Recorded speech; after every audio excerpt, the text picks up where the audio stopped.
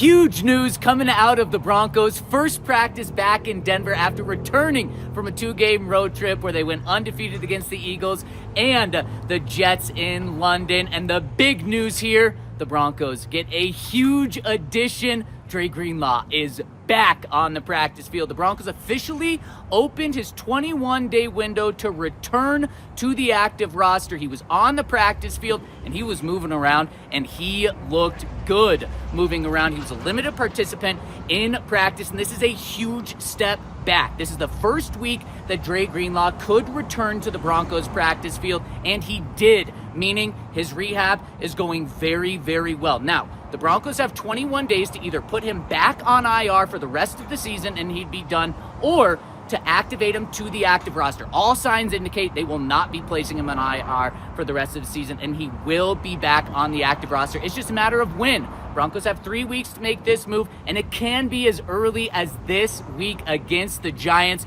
And regardless of if it's this week against the Giants, next week against the Cowboys, or the following week, Dre Greenlaw is going to have a massive impact. But Sean Payton didn't want to talk about it. We know he does not talk about injuries. Instead, we got some info from other players after practice just about how Dre Greenlaw's first practice went. Pat Surtain told us that Dre Greenlaw's practice, he looked really good, so that's encouraging to see. And then also, Jonathan Cooper told us that Dre Greenlaw will bring this defense to another level, and that's scary to think about because Dre Greenlaw is a great player, and this Broncos defense is playing as good as any defense in the NFL right now, and in fact, playing at historical levels in certain categories. And Dre Greenlaw, nearly a Pro Bowl type of player when he's on the field, so really good to see him back. A huge addition for this Broncos team, and it means his rehab is going well. Speaking of injuries, Matt Peart.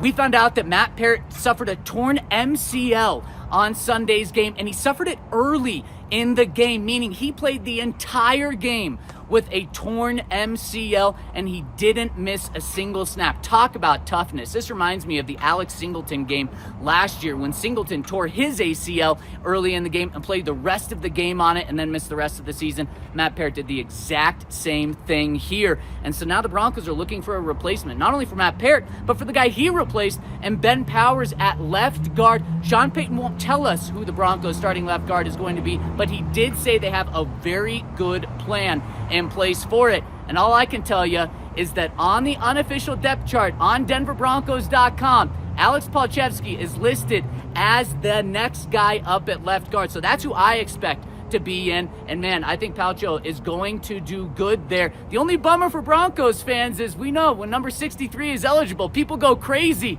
63 is not going to be eligible because he's going to be playing the whole game. So maybe it's 73 Frank Crum is eligible and fans can go crazy for that. So I personally expect Alex Palczewski to be starting for the Broncos at left guard this week. And speaking of the offense, up-tempo has been a big thing for the Broncos. Bo Nix said after the game that was a reason the Broncos started the game so hot against the Jets, where Bo went 11 for 13, 101 yards, a touchdown, 102 passer rating in the first quarter, and then the offense completely died. After the game, Bo said, well, we lost rhythm. We had no rhythm to the offense.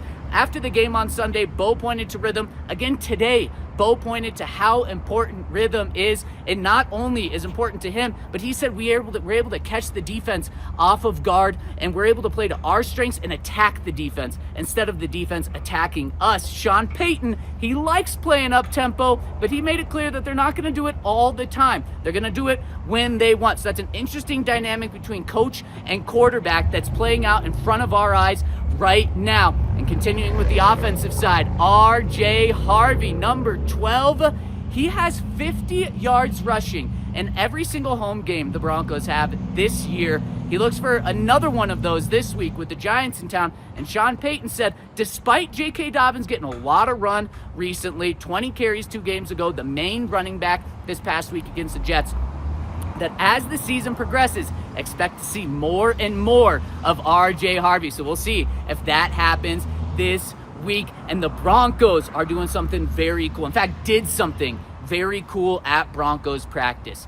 They painted a number 88 on their practice field in honor of the late, great Demaryius Thomas, who is being honored this weekend at the Broncos-Giants game. along with the Super Bowl 50 championship team. They're going to have the Super Bowl 50 team with the staff, with the coaches, and nearly 150 people will be in town this weekend for events Friday night, Saturday, and then Sunday, where they are going to unveil DT's Ring of Fame outside the stadium and, of course, inside the stadium above the fifth section in the stands. That is going to be at halftime. It's going to be an incredibly emotional weekend and a very cool weekend to honor DT and, of course, the Super Bowl 50 team. And when it comes to DT, we talked to Courtland Sutton about Demaryius Thomas, and it was such a cool story. You can tell those two played together. Courtland said if it weren't for DT and Emmanuel Sanders, he would not be in the position he is now with how much he learned from him, including a really cool story off the field.